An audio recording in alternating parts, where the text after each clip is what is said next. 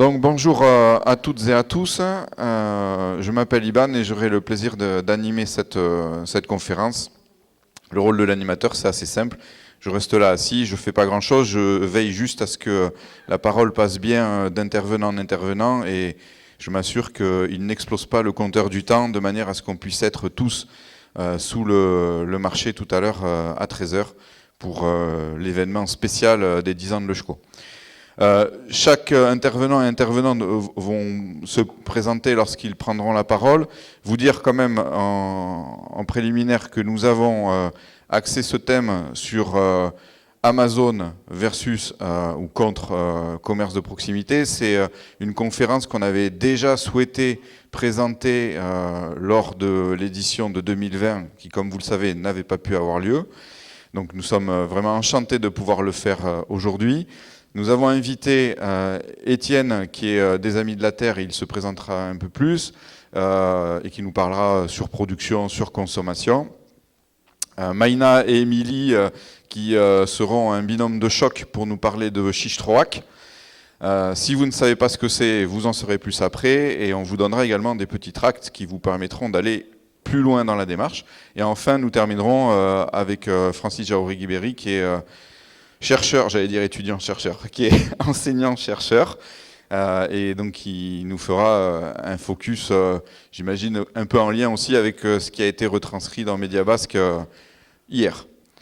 Je vous souhaite une bonne conférence. Si le temps nous le permet, à la fin, on pourra prendre quelques questions, mais néanmoins, on a quand même à peine plus d'une heure, donc la priorité est que les intervenants puissent vous exposer le mieux possible leurs propos. Bonjour tout le monde, et Mileshker Ivan et à vous tous et toutes d'être venus. En fait, tout simplement, donc moi je m'appelle Étienne Coubard, donc je suis chargé de mobilisation aux Amis de la Terre. Plus particulièrement sur une campagne qui est sur la surproduction. Et en fait, ça fait donc quelques années en fait qu'on a, donc à peu près depuis 2019, on s'est beaucoup plus orienté sur le sujet de la surproduction, et de là en fait, on intègre comme première étape ce qui va augmenter la production. Donc, et ses impacts. Et c'est notamment donc le e-commerce qui rentre en ligne de compte là-dedans et qui se développe de plus en plus. Et c'est un peu l'objet de ce que je vais vous raconter, c'est voilà, concrètement quels sont les impacts en fait de la vente en ligne, autant d'un point de vue du commerce en général, et notamment du commerce de proximité, mais aussi d'un point de vue plus climatique. Donc aujourd'hui, en fait, la vente en ligne, elle se développe de plus en plus. On est toutes et tous à l'utiliser pour différents besoins, entre guillemets. Donc que ce soit la vente de produits alimentaires, la vente de produits non alimentaires ou des services. Et donc aujourd'hui, ça atteint à peu près 14% des parts de marché, quoi. Et nous, on se focalise un peu plus aux Amis de la Terre sur le non alimentaire, donc ce qui est plutôt les biens qui sont pas alimentaires, quoi, tout simplement. Et de là, en premier élément, pour vous faire un peu un panorama des différents typologies de e-commerce qu'il peut y avoir. Il y a donc ce qu'on appelle les pure players, donc ceux qui vendent exclusivement en ligne. Donc c'est les grands acteurs type Amazon. On a aussi donc des enseignes qui sont plutôt qu'on appelle omnicanal, donc c'est-à-dire en fait qu'elles font à la fois de la vente en ligne et de la vente en magasin. Et donc là, on peut retrouver un panorama assez large de grandes enseignes comme Ikea, mais aussi de plus petites, quoi. Et on retrouve ensuite enfin des petites enseignes qui, elles, vont avoir quasiment que recours à de la vente en ligne pour développer un peu leur activité au démarrage, ou en tout cas qui vendent en tout cas moins de produits, quoi. Donc les petites enseignes aussi font de la vente en ligne, c'est pas nouveau. Donc nous, on va se focaliser quand même plus sur les grands acteurs, puisque la conférence est Amazon versus commerce de proximité. Et donc là, déjà, l'intérêt, c'est aussi de montrer vraiment comment en fait fonctionnent ces grandes plateformes. Donc d'abord, prenons l'exemple un petit peu d'Amazon. Donc c'est des prix qui sont extrêmement faibles, et qui le sont pour, en fait, via différents mécanismes qui sont plus ou moins légaux. Donc, bon, on connaît bien les questions de fraude fiscale, en tout cas d'évasion fiscale qui peuvent être menées, de fraude à la TVA, dans lequel en fait leurs vendeurs ne s'assujettissent pas de toute la TVA qu'ils devraient. Donc ça permet forcément en fait de baisser les prix puisque en fait tous les autres acteurs la payent quoi. Aussi les conditions de travail, donc très dégradées et donc des salaires qui sont extrêmement faibles. Et aussi, on va retrouver une vente qui est compensée par d'autres activités, parce qu'Amazon ne fait pas que de la vente de produits, mais aussi développe des services numériques, en gros de l'hébergement de données, etc. Et donc tout ça, ça permet en fait, du coup, de compenser les pertes qui pourraient être occasionnées par le fait que les prix soient extrêmement faibles. Donc, on en arrive à avoir donc, ces prix qui sont extrêmement bas, et en plus donc, des éléments qui incitent à consommer, donc de la livraison très rapide, parfois en moins de 24 heures, un nombre de références qui est très important, donc un magasin en ligne tel qu'on peut le considérer comme le site d'Amazon France, voilà, c'est environ 200 millions de références. Donc dans un magasin, dans un supermarché, on est plutôt autour de 40 000. Donc il y a un éventail de produits qui est très important. Et donc ça fait que ça crée aussi beaucoup plus de sources d'achat. En tout cas, on trouve forcément ce qu'on souhaiterait. Et en parallèle, il y a un très fort maillage logistique, donc beaucoup d'entrepôts qui sont répartis un peu partout sur le territoire français, qui font que ça permet donc justement de pouvoir stocker énormément de marchandises et donc de pouvoir les distribuer aussi rapidement. Donc c'est forcément très inégalitaire par rapport au commerce de proximité qui, par définition, va avoir beaucoup moins de références et aussi va pas frauder la TVA, va essayer de proposer en tout cas des conditions de travail décentes, etc. Donc on n'est déjà pas à égalité. Après, je vous présente un second acteur qui lui fonctionne un peu différemment, qui est plus émergent et qui est basé exclusivement sur la vente de produits textiles, qui s'appelle Shein, qui est chinois, et qui en fait, lui, va livrer directement les produits depuis ses entrepôts en Chine. Donc on retrouve exactement le même fonctionnement en termes de conditions de travail dégradées. Donc voilà, donc des salariés qui sont payés vraiment très très peu et qui travaillent entre 12 et 18 heures par jour pour concevoir des vêtements et les envoyer directement en fait aux clients et aux clientes, quoi. Leur nombre de références est autour de 315 000, donc c'est juste sur des vêtements, et si on doit donner un ordre de grandeur, par exemple, pour Zara, c'est 7 000. Donc voilà, donc je n'ai pas la multiplication en tête, mais ça fait beaucoup de fois plus, quoi. Et les prix sont 2 fois moins chers que Zara. Donc voilà. Donc là, on voit que la concurrence qui est menée, elle est forcément bien supérieure à celle d'un commerçant de proximité, mais aussi bien supérieure à des enseignes de la fast fashion d'avant, quoi. Et donc c'est simple, en fait, ces deux acteurs-là, comme il y en a d'autres exemples, en fait, leur stratégie, elle est clairement en fait, de mener une guerre, une concurrence très forte envers tous les autres acteurs pour être dans une situation de monopole et faire en sorte, en gros, de gagner à la fois des parts de marché et de verser à la fois des dividendes ou grossir leurs profits, quoi. Et donc forcément, ça a un impact important dans le secteur de la vente en général.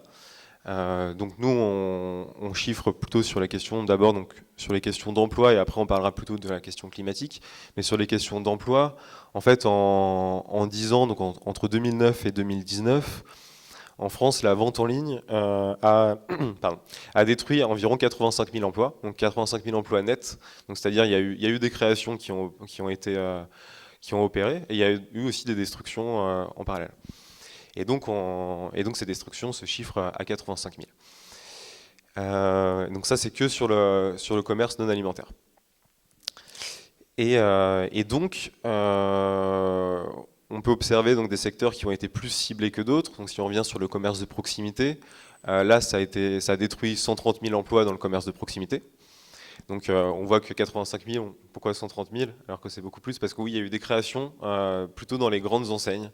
Les grandes enseignes ont créé des emplois en fait, dans cette période-là, ce qui a un peu compensé les pertes qui ont été occasionnées dans le commerce de proximité. Par contre, en fait, depuis à peu près 2-3 ans, on observe une inversion de la tendance.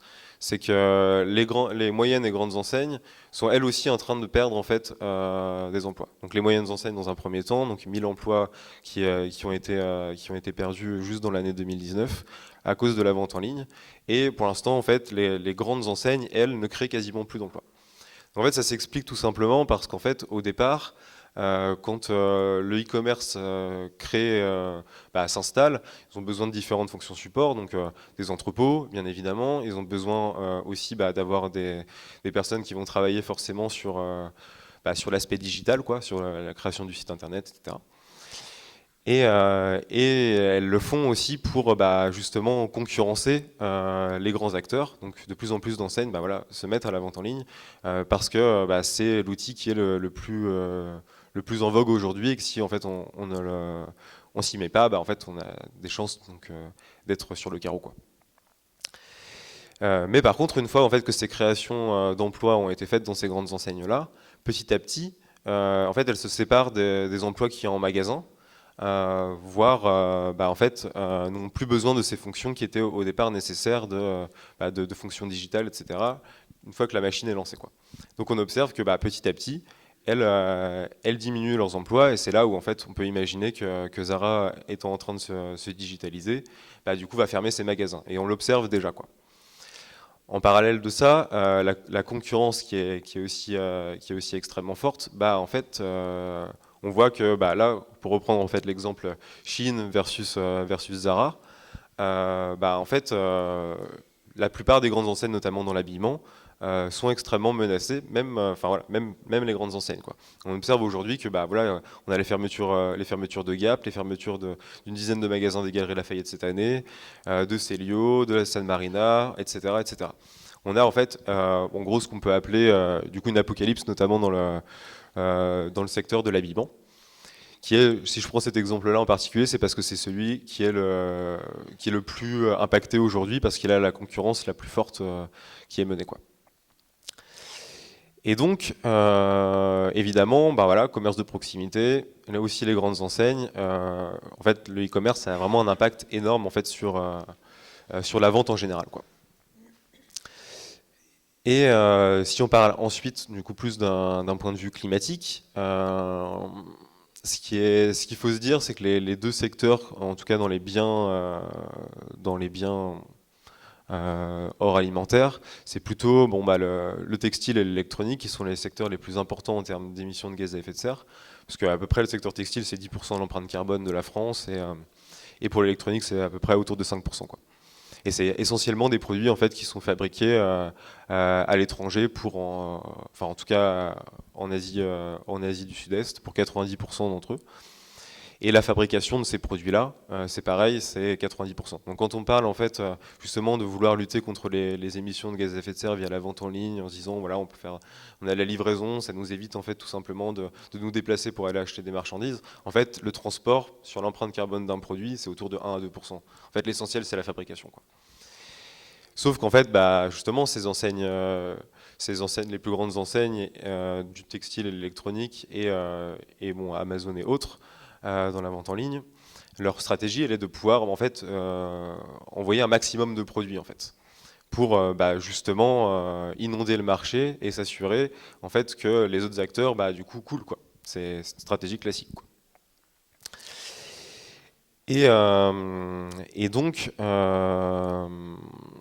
Et donc pour connecter un petit peu à un autre aspect, c'est que ce qu'il faut se dire, c'est qu'on a souvent tendance à penser que c'est nous en tant que consommateurs ou consommatrices qui allons pousser vers cette production-là.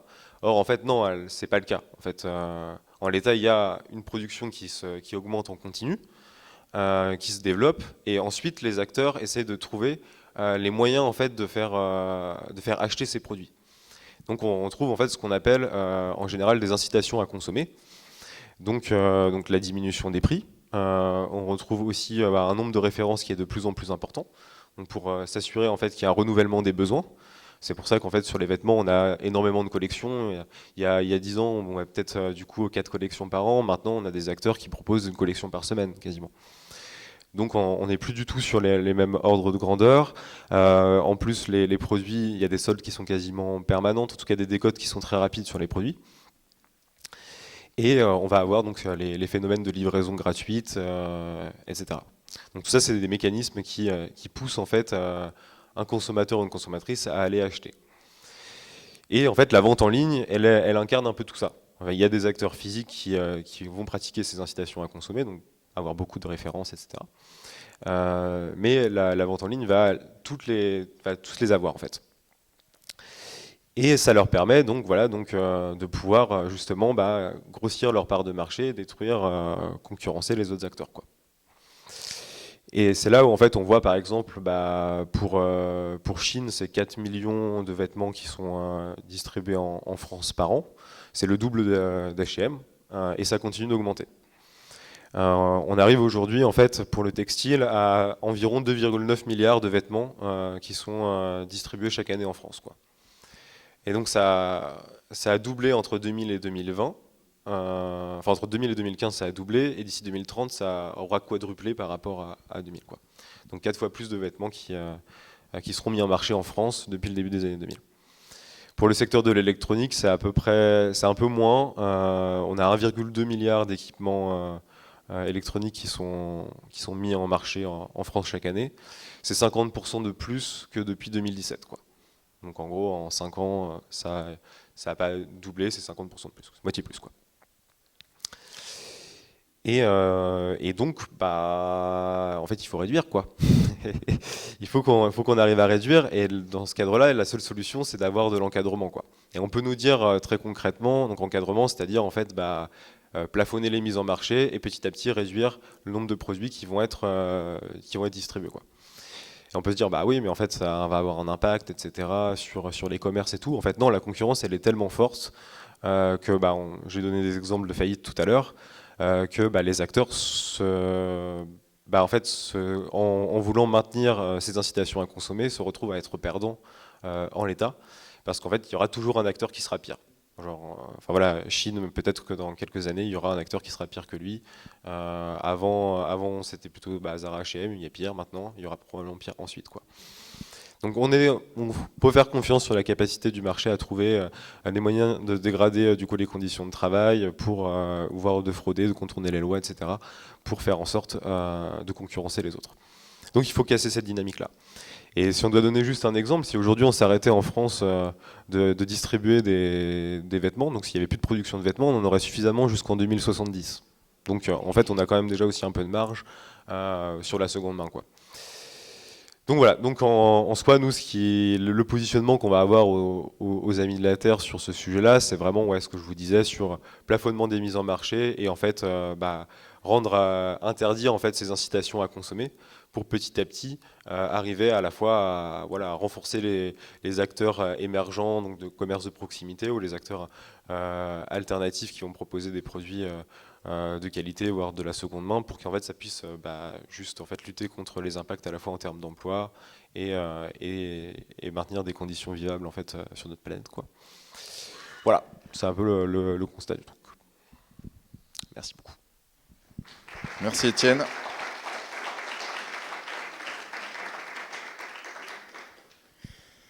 Bon, on va passer à une autre forme de vente en ligne, mais avec des gens bien présents et ancrés sur le territoire, et avec des produits qui sont là pour le coup essentiels.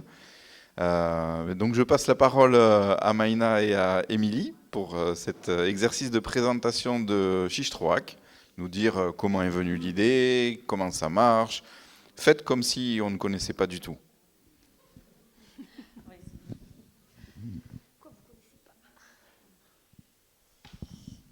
Bon, juste pour se présenter, moi je suis Maïna, paysanne installée à Hyères avec mon compagnon, et on a des chèvres, on fait du fromage de chèvre essentiellement. Moi, c'est Émilie Dubois, installée à Mendionde avec mon fils en vache laitière et donc en agriculture biologique et Idoki.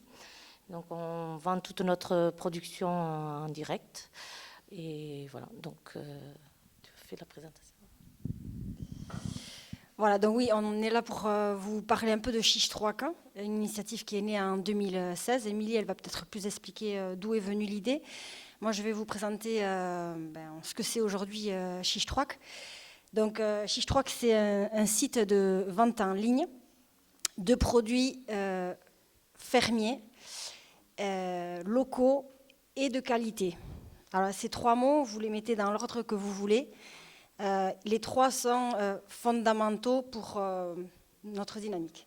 Quand on dit fermier, ça veut dire que j'ai des chèvres, je trais le lait de mes chèvres, je transforme ce lait-là et uniquement ce lait-là en fromage que je vends. C'est-à-dire que je suis acteur de A à Z dans le processus. Donc ça, c'est un produit fermier. Ensuite, local, effectivement, la majorité des produits qu'on trouve sur Chichtrouak sont du Pays Basque, en particulier d'Asparin et des alentours, parce qu'à la base, les fermes fondatrices, elles se situent à Asparin. Mais pour étoffer la gamme, on a ouvert un petit peu et maintenant, on a des produits qui viennent du Pays Basque, d'Iparralde, Pays Basque Nord. Et de qualité. Alors, de qualité, qu'est-ce que ça veut dire? Alors, nous, on essaie tous les jours de faire une agriculture de qualité sur nos fermes. Donc, on a voulu que toutes les fermes de Chichtrouak respectent un petit peu cet engagement-là. Mais qu'est-ce que c'est la qualité? C'est très relatif. Tout le monde peut s'en revendiquer. Et d'ailleurs, tout le monde le fait. C'est un peu problématique parce que, au final, pour le consommateur, des fois, c'est compliqué de s'y retrouver. Nous, on sait ce qu'on appelle un produit de qualité. On est d'accord sur cette définition-là. Et par souci un peu de transparence par rapport aux clients de Chichtrouak, nous, on a dit qu'un produit de qualité, ou un produit qu'on va retrouver sur Chichtrouak, il faut qu'il soit soit en bio, soit Idoki, soit les deux. Bio, Idoki, il y a des chartes qui sont sérieuses. On peut facilement, en se renseignant un petit peu, savoir qu'est-ce qu'il y a derrière. Donc, quel type de produit on va trouver sur notre site. Voilà, donc c'est un site de vente en ligne, donc c'est simple. Les personnes vont sur le site. La première fois, il faut créer un compte. Et ensuite, on compose son panier avec ce qu'on veut. On paye sur le site. Et incessamment sous peu, on pourra payer en Neoshko, ce qui n'est pas le cas jusqu'à présent. Et ensuite, on va récupérer son panier soit sur des fermes, soit sur des points relais, qui sont situés dans le Labour et une partie de la base Navarre. Soit on peut aussi se les faire livrer à domicile, mais ça par contre c'est un service payant. Voilà, donc aujourd'hui Chichtrouak c'est environ une centaine de paniers hebdomadaires, d'environ 50 € le panier moyen. C'est environ 25 fermes qui livrent toutes les semaines Chichtrouak. On a environ, alors on est loin des chiffres que tu... on a environ 300 produits qui sont, 200-300 produits qui sont référencés. Alors pas tout le temps, parce que c'est des produits qui respectent les saisons, donc tout n'est pas actif toute l'année. Voilà, et puis c'est un temps plein, c'est un salarié qui nous aide pour toutes les étapes voilà, qu'on a depuis 1 an maintenant. Voilà, peut-être pour expliquer un peu comment est née l'idée, parce que c'est depuis 2016 qu'on est en piste, on a eu des hauts et des bas, et donc peut-être Émilie va faire un peu l'histoire de Chichtrouak. Donc, on a commencé l'aventure en 2016. L'idée est née de 3 ou 4 fermes qui livraient à la ruche qui dit oui. Et à un moment donné, ces 3 fermes ne se retrouvaient pas dans cette vente à la ruche qui dit oui. Et donc, il s'est dit, il faut qu'on fasse autre chose, qu'on vende différemment. Donc, une réflexion est née de ces 3 fermes. On s'est retrouvés autour d'une table, on s'est dit qu'est-ce qu'on va faire. Et donc, on avait les 3-4 fermes, on avait une expérience déjà en magasin de producteurs. Donc, on savait qu'on ne voulait pas repartir sur un magasin de producteurs parce qu'il nous semblait que le magasin de producteurs demandait beaucoup de temps et d'investissement. Et donc, on voulait trouver autre chose, croyant qu'un site Internet n'allait pas demander d'investissement. Mais sur ce côté-là, on s'est bien trompé. Donc, on a commencé à réfléchir. On s'est dit, bon, la vente en ligne, c'est peut-être l'avenir et tout ça. Donc, on a demandé, on s'est dit, il faut qu'on aille chercher d'autres fermes. Donc, on a été chercher 2 autres fermes. Donc, on s'est retrouvé 6 fermes autour de la table. Et on a demandé à la Badanza Gambara de nous aider. Et parce qu'on ne savait vraiment pas, on ne connaissait pas du tout la vente en ligne. Donc, la Badanza Gambara nous a aidés du début jusqu'à la fin pour monter ce projet. Donc, on s'est retrouvé 6 fermes avec 6 productions différentes. On savait qu'il nous fallait un maraîcher, donc on avait trouvé le maraîcher. Mais ce qui est compliqué pour les maraîchers, c'est de vendre au détail. Beaucoup de maraîchers étaient habitués à Namap, avec des paniers déjà qui composent eux-mêmes. Tandis que là, il fallait un maraîcher qui puisse vendre un poireau, 2 poireaux, bon, voilà quoi. Donc, on a trouvé ce maraîcher. Et donc là, on s'est dit, on y va. Et les autres producteuses se sont adaptées donc, au maraîcher. Donc, en 2016, on a commencé. On a fait un peu de communication. On a commencé, je sais pas, avec 15 paniers semaine au début. Et puis, ça stagnait. On livrait nos paniers dans des points, des endroits qu'on avait définis, et le client venait chercher dans un créneau d'heure bien précis. Et donc, petit à petit, on s'est vite rendu compte que ça avait ses limites. Les clients nous disaient, c'est trop court, ou on travaille, on ne peut pas venir chercher à cette heure-là, tout ça. Donc là, de nouveau, je ne sais pas, 2 ans après, on s'est remis en question. On s'est dit, non, ça ne fonctionne pas. Donc, il faut trouver autre chose. Donc, on avait entendu autour de Toulouse qu'il y avait des paysans qui faisaient à peu près la même chose que nous. Donc, on les avait appelés et eux nous avaient dit, non, nous, on a cherché des points relais et on a trouvé plein de points relais qui rendent ce service gratuitement. Donc, on a fait un peu la même chose. On a commencé à parler autour de nous pour voir si on avait des amis ou des connaissances qui voulaient nous faire des points relais. Donc, grâce à la générosité de commerçants, aujourd'hui, on a, je ne sais pas combien de points relais, mais 25 points relais qui nous rendent ce service gratuitement. Donc, le client, il a tout le vendredi après-midi pour aller chercher son panier aujourd'hui sur un point relais. Alors, les points relais, c'est nos fermes, mais c'est aussi des boulangeries, des assurances, enfin, tout ce qui se propose. On accepte tous les points relais. Voilà, donc on a commencé comme ça. Donc, on a vite vu que le nombre de paniers augmentait. Et nous, ça nous a quand même dégagé un peu de temps aussi parce que ça nous évitait de rester sur des points relais parce que ça, c'est les paysans qui le faisaient. Et ensuite, ensuite est arrivé évidemment le confinement. Donc là, on a explosé. Et donc, on est passé de 40 paniers semaine à 200 paniers. On est monté 214 paniers semaine pendant le confinement. Donc là, tout le monde nous a connus. Je ne sais pas comment, mais... Ouais, c'était magique pendant le confinement. Et donc, on a réussi, grâce à notre réseau, à fournir, parce qu'il y avait d'autres paysans qui livraient sur les marchés, et vu que les marchés étaient fermés, donc grâce à la solidarité de tout le monde, nous, on a permis à certaines fermes de vendre leurs produits.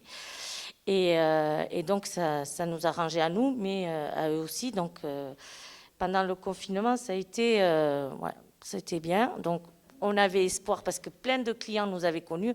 On a un fichier client qui est assez conséquent. Mais donc, vite après le confinement, les gens ont repris vite leur habitude de repartir dans les supermarchés et de reprendre les anciennes habitudes de consommation.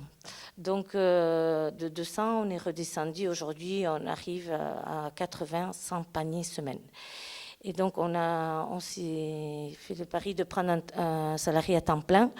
Aujourd'hui, on sait que c'est un peu limite pour financer son temps plein. Donc, on est toujours à la recherche de nouveaux clients.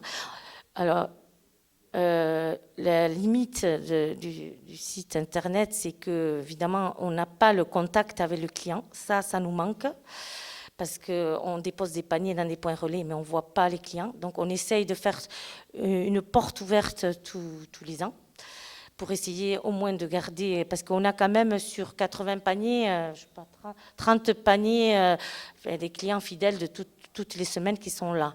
Mais après, chaque semaine, on a des nouveaux clients. Notre difficulté, c'est de les garder et on est toujours en réflexion. On se rend compte qu'un site internet, ça demande énormément de communication à côté. Et nous, on est paysans, on n'est pas très doués à ce niveau-là, je pense. Donc, bon, voilà. Donc, on est toujours en train de se remettre un peu en question. Mais voilà, c'est une jolie aventure. Mais c'est vrai que le site internet ne fonctionne pas tout seul. Hein. Voilà. Tu veux rajouter quelque chose? Voilà.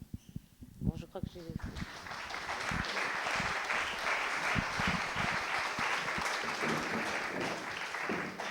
Mais merci beaucoup.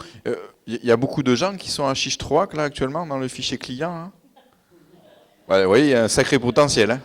Du coup, donc sans transition, je passe la parole à Francis. Alors, vous vous présentez pour savoir mieux qui vous êtes et on vous laisse exposer votre propos.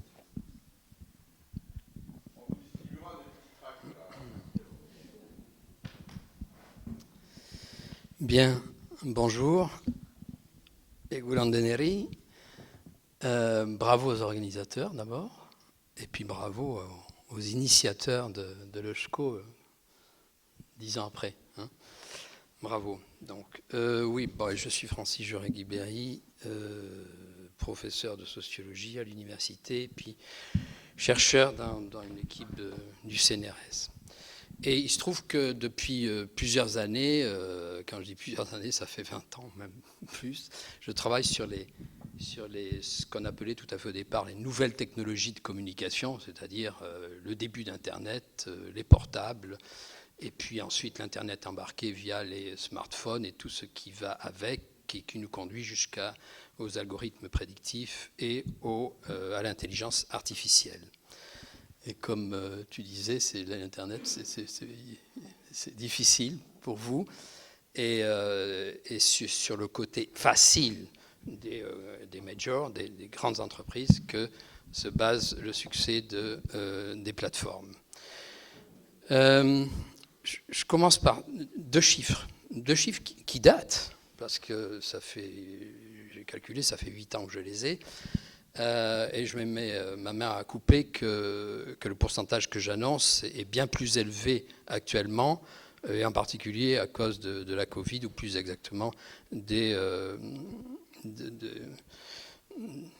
ce qui en est résulté. Donc, premier chiffre, une commande sur 3 sur Amazon, je suppose que tu les as, Étienne, ces chiffres, une commande sur 3 sur Amazon est passée en tenant compte d'une recommandation faite en temps réel par le site lui-même quand on y est. C'est-à-dire, vous allez sur Amazon parce que vous voulez acheter, je ne fais pas la publicité pour Amazon, j'essaie d'expliquer ce qui se passe.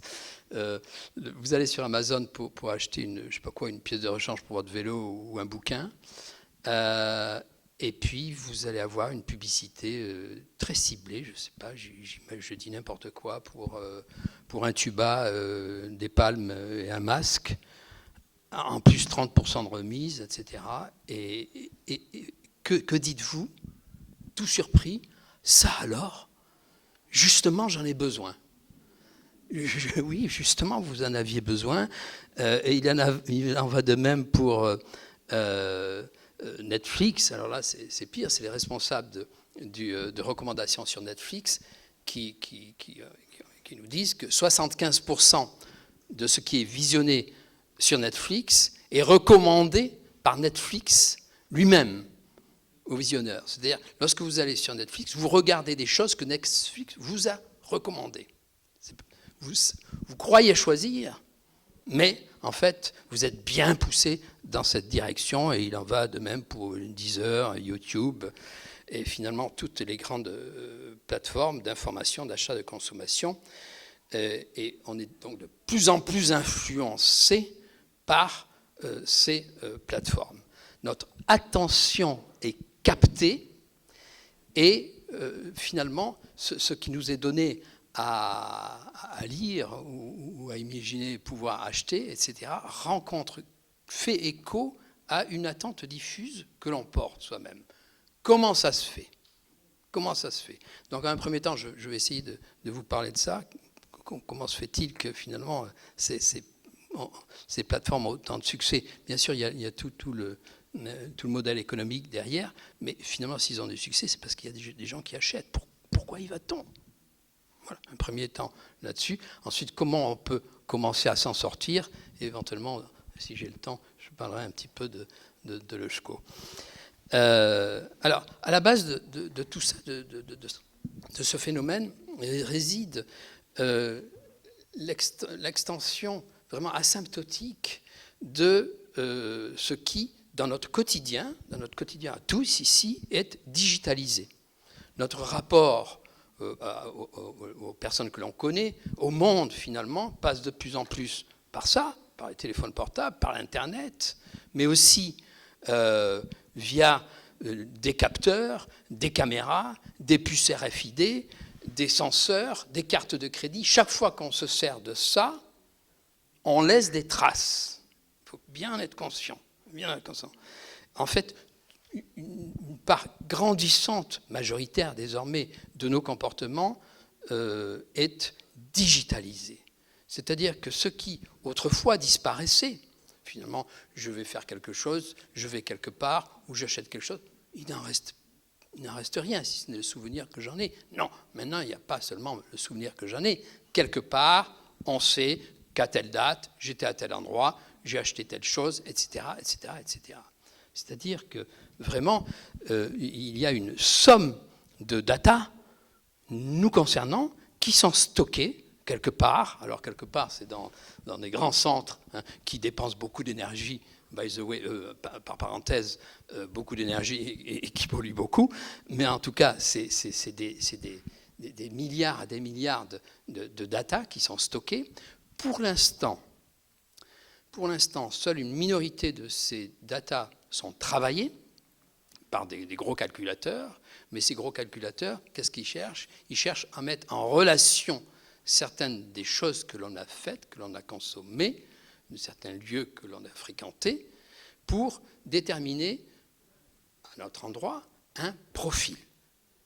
Un profil qui va ensuite être vendu à, par exemple, Amazon ou autres, mais beaucoup d'autres, beaucoup moins visibles, qui visent à faire de nous des cibles de futurs consommateurs. Et ça va encore beaucoup plus loin, tout à fait dernièrement, dans la mesure où les algorithmes s'implémentent eux-mêmes au gré de leur découverte. C'est ce qui est un peu rapidement appelé l'intelligence artificielle, dont vous avez entendu parler. Alors, trois réflexions sur ce premier constat. Le premier, c'est l'ampleur du phénomène.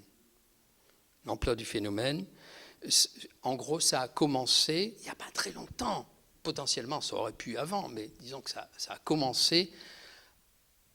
Je vais vous dire comment. Ça a commencé avec les attentats de 2001 aux États-Unis, et puis la réaction de la NSA, la sécurité intérieure américaine, qui a commencé à computer un maximum d'informations, à essayer de les recouper pour déterminer des profils de personnes potentiellement dangereuses, donc éventuellement prévenir des conduites criminelles ou des actes terroristes. Voilà. Ça a commencé comme ça, et puis ça s'est très vite étendu au commerce, c'est-à-dire qu'on essaie de cerner au plus près les demandes flottantes des individus en recoupant ce qu'ils ont déjà fait, donc en faire des cibles, comme je disais tout à l'heure, et puis ensuite, de façon moins inquiétante, au niveau de la gestion des territoires, c'est-à-dire que les villes en particulier, les grandes villes, se sont emparées de cette capacité à manipuler des algorithmes pour réguler des flux de circulation ou anticiper des dysfonctionnements dans les réseaux. Bien. Donc, premier point, c'est vraiment l'ampleur du phénomène et la rapidité à laquelle il s'est développé et qui touche finalement à peu près tous les aspects de notre quotidien. Le second point concerne le caractère automatique de la récolte de ces données. C'est-à-dire que l'essentiel des traces que l'on laisse et qui s'accumulent, finalement, se fait à, comme dirait, vous vous rappelez le coureur cycliste Virenque, à l'insu de notre plein gré. C'est-à-dire que ces données, nous ne les fournissons pas de façon volontaire. On ne dit pas à Monsieur Orange ou Monsieur SFR, oui, Monsieur Orange, je vous donne l'autorisation de vendre ma géolocalisation en temps réel. Pourtant, c'est ce qui se passe. Hein, c'est ce qui se passe. Le plus souvent, toutes ces données sont aspirées, extirpées de leur contexte, captées pour rejoindre d'autres millions de données afin d'être traitées. Et ici, il faut dire que souvent, on ne le sait pas. On ne le sait pas. Nous nous servons tous de ces petits appareils. Vous vous servez tous de tas d'applications.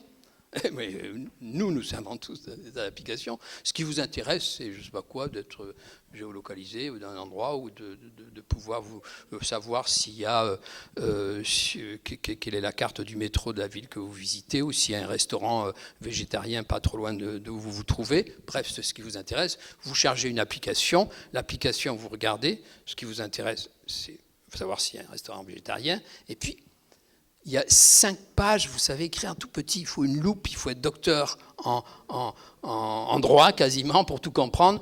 Et puis, vous dites, j'accepte. Vous êtes foutus. On est tous foutus. Je veux dire, nous avons tous accepté des tas de choses qui sont là-dessus et qui nous pompent nos données continuellement. Hein. Et ce qui pose évidemment un problème. Moins de surveillance, on va le voir tout à l'heure, que du fait que jusqu'à l'heure,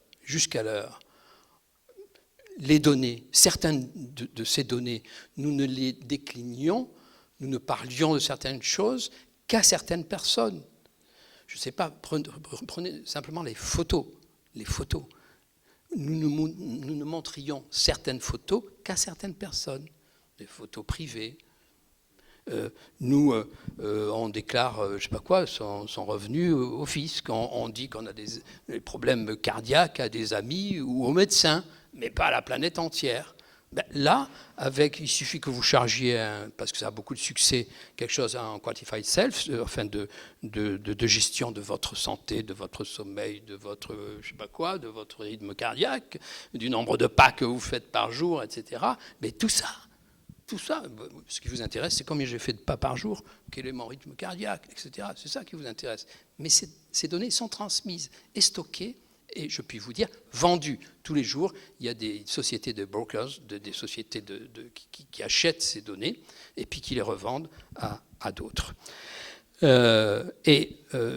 Bon, c'est vraiment un phénomène très important. Bon, en France, il y a la CNIL, la Commission nationale de l'information et des libertés, qui essaie d'œuvrer un petit peu là-dessus. Au niveau européen, on a eu le Règlement général de la protection des données, le RGPD, qui en avance, qui est finalement la législation la plus en avance au monde pour la préservation de nos données personnelles. Mais malgré cela, je puis vous dire que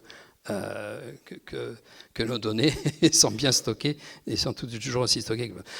Troisième point, c'est que finalement, ça nous enferme, cette histoire-là, à partir du moment où nos données sont moulinées par des algorithmes et nous situent dans des cibles, ça nous enferme dans ce que l'on est déjà.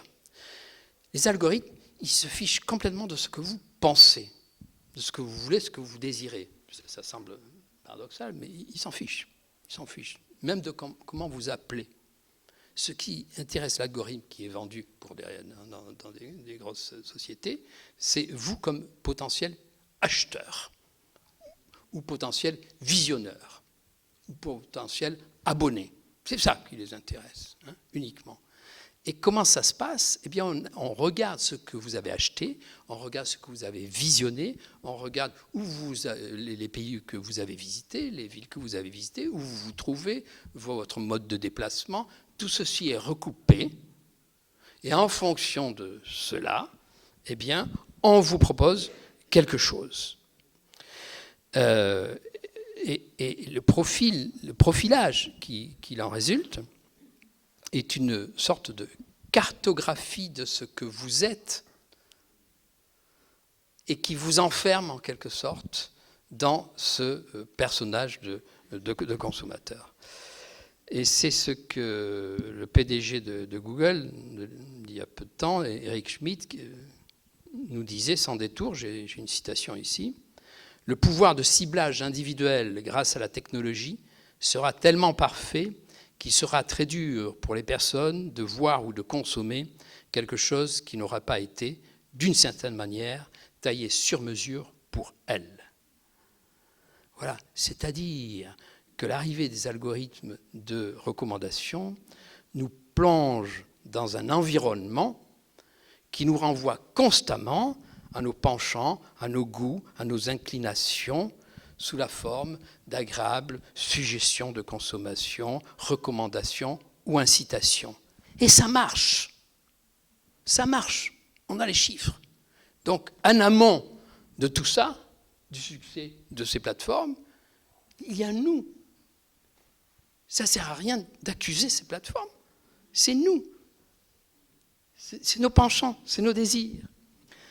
Et évidemment, alors, bon, je pourrais très rapidement, mais justement, je n'ai pas le temps, mais je pourrais très rapidement de dire que tout ceci est tout à fait concomitant d'une espèce d'enfermement hédoniste, individualiste de chacun d'entre nous, qui finalement suit la pente et se laisse aller, hein, en gros, et que ce repli de l'individu dans sa bulle privée, on pourrait dire que ça fait baisser aussi sa capacité à agir en tant qu'acteur social de notre réalité sociale, dans notre capacité d'écoute aux autres, immédiatement, dans notre disponibilité, dans notre ouverture, dans notre désir de compréhension. Au lieu de cela, finalement, on s'installe sur son canapé, on prend le paquet de cacahuètes et on regarde la série de Netflix, ou bien on commande sur vos amis.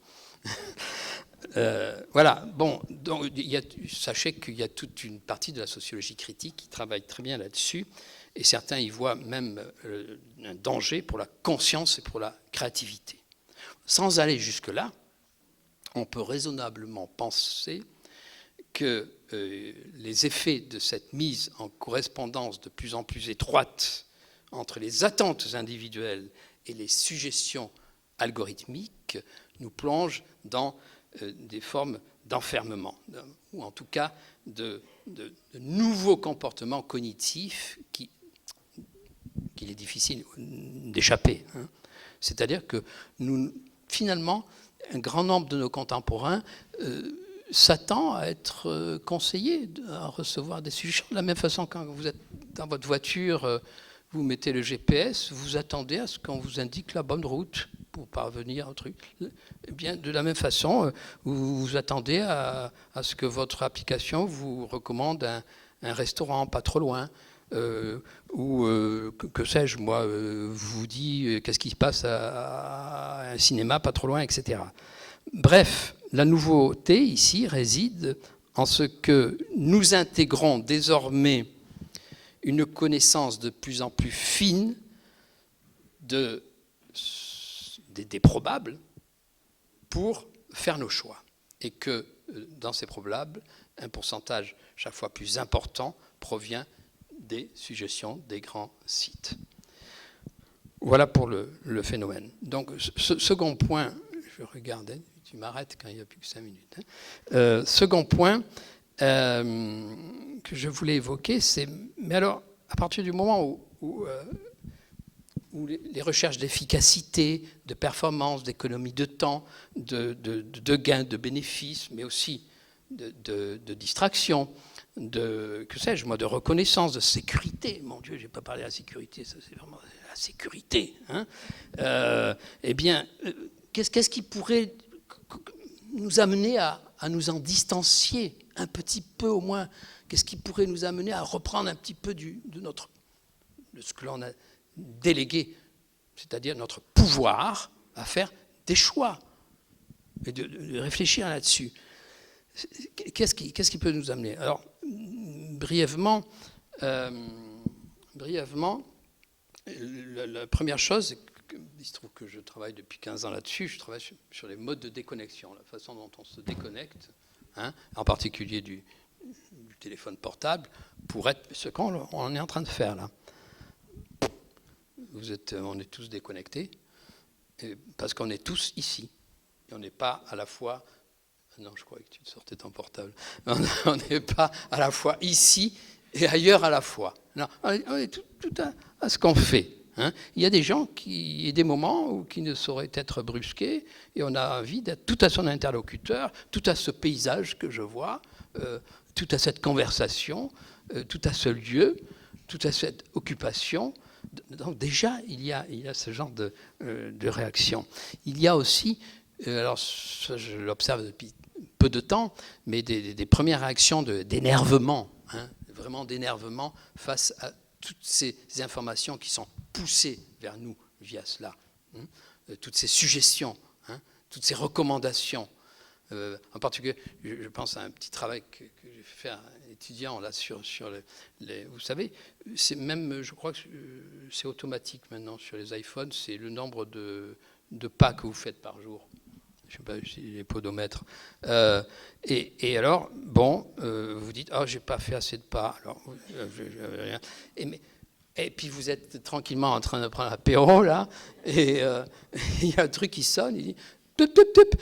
Il vous reste encore 1600 pas pour être correct, hein, monsieur. Mais j'en ai rien à afficher. Je ne veux pas en savoir. Mais c'est moi qui l'ai mis, qu'il faut 1600. Et il y a cette tension nouvelle qui apparaît, ce qui est valable pour est valable pour plein de choses. C'est-à-dire, on commence à en avoir marre d'être assailli, ou plus exactement, on commence à en avoir marre d'avoir un pourcentage de notre attention de plus en plus fort capté par ce genre de choses. Donc, il y a des réactions où on vise à vouloir, comment dirais-je, clouer le bec à notre ego informatique, en quelque sorte, reprendre un pilotage en main. Et puis, dernière chose, il y a aussi des conduites beaucoup plus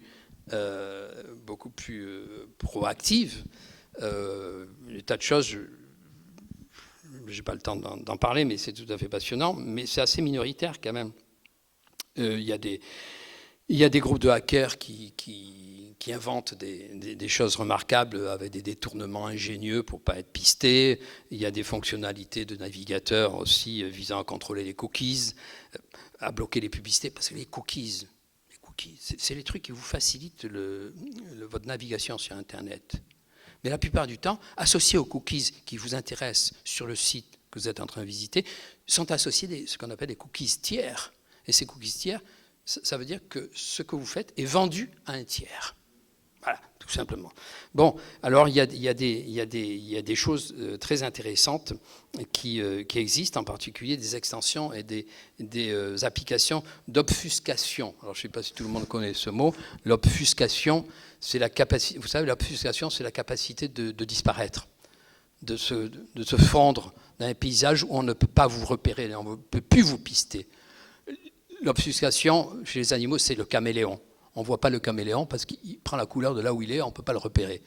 Et il y a des applications tout à fait intéressantes d'obfuscation, c'est-à-dire vous allez sur un site internet et au lieu que l'on vous piste regardant ce site internet, eh bien la petite application que vous chargez va poum et va en même temps charger 1000 sites internet pris de façon aléatoire. C'est-à-dire vous devenez quelqu'un on ne peut pas vous repérer.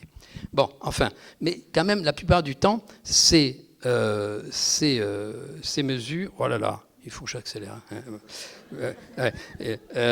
Ces mesures sont assez compliquées à mettre en œuvre et on pourrait qualifier ces mesures, ce qui vous intéressera, de résilientes.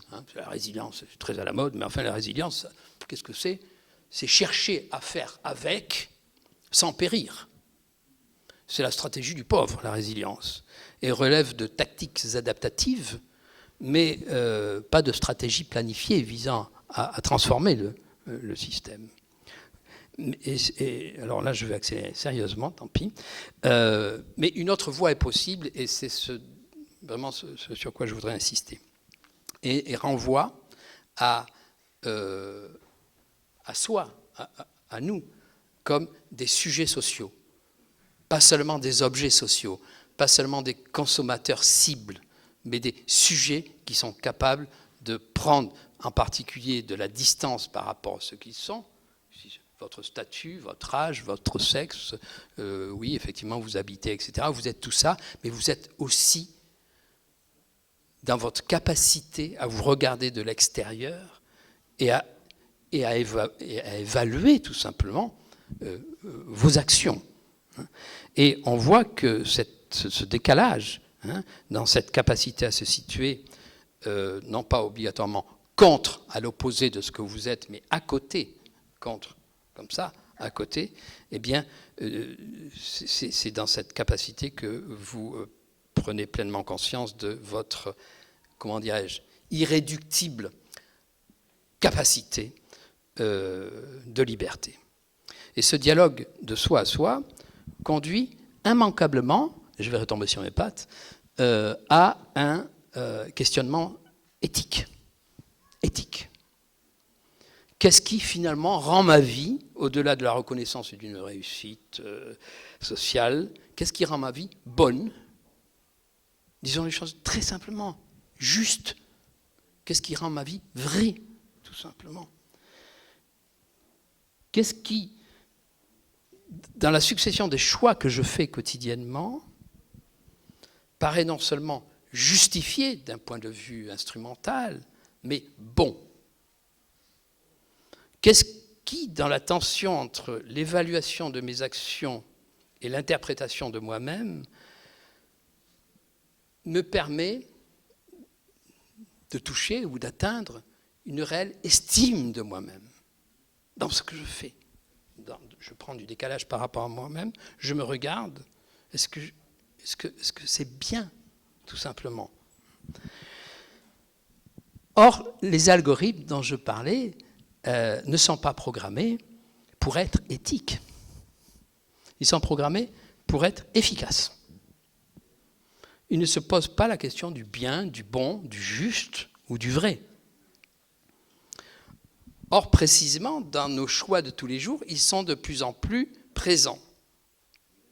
Donc, la grande affaire, c'est à partir du moment où je me conçois comme sujet de ma propre vie, dans ma capacité à faire des choix, et des choix qui devront être rapportés à des principes, des valeurs, et donc qui posent des questions éthiques. À partir de ce moment-là, évidemment, se pose la question des conséquences sociales de mes actions.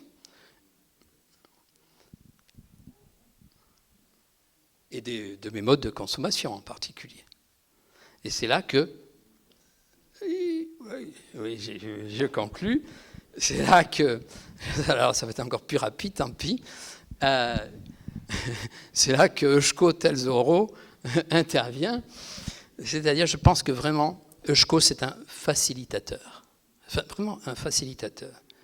Il permet de passer du statut de cible à celui d'acteur, de consommateur fatigué à celui de consommateur responsable. Parce que derrière Amazon, qu'est-ce qu'il y a? Il y a des consommateurs fainéants. Nous, on est tous plus ou moins fainéants. Tous. Bon, un peu moins ici parce qu'on est tous aussi à peu près militants. Hein, d'accord. Mais c'est à tous les autres auxquels il faut penser. À cette immense facilité que ça offre. immense facilité. Et je crois qu'on peut prendre une autre voie à partir du moment où précisément on pose la question du sujet qui s'interroge dans les conséquences de ces actes et ces modes de consommation. Et tout le monde le fait plus ou moins. Et ça produit généralement, je peux vous le dire pour avoir pas mal travaillé dessus, un sentiment de déception, d'insatisfaction. Mais pour y échapper, c'est difficile. Et Amazon, c'est facile. Eh bien justement, ici, au Pays Basque, on a de la chance. On a de la chance parce que c'est relativement simple. C'est beaucoup plus simple que dans d'autres territoires. Je veux dire, il faut répéter, écrire, crier, tout ce que vous voulez, que le SCO, c'est simple. C'est simple. C'est simple de payer un SCO. Et ça peut rapporter gros. Même si c'est au départ de façon très modeste, en effet, ça permet à celui qui paie un SCO juste de se convertir en acteur potentiel d'un monde plus juste et solidaire. C'est pas grand-chose, mais c'est un premier pas. C'est pour ça que je dis qu'on a de la chance. C'est beaucoup plus facile sur ce territoire. Et pas seulement pour le SCO, pour d'autres choses au niveau de l'engagement. Il y a des tas de choses qui se font, et c'est mon credo en général. En tout cas, ESCO introduit une logique qui consiste à ce que les choix soient non plus guidés par une logique narcissique, utilitaire, quantitative, mais tout autant par des principes éthiques de responsabilité. Et in fine, ces principes, lorsqu'on se regarde à l'extérieur, c'est eux qui donnent du sens à la vie et qui font de nous des sujets et des acteurs.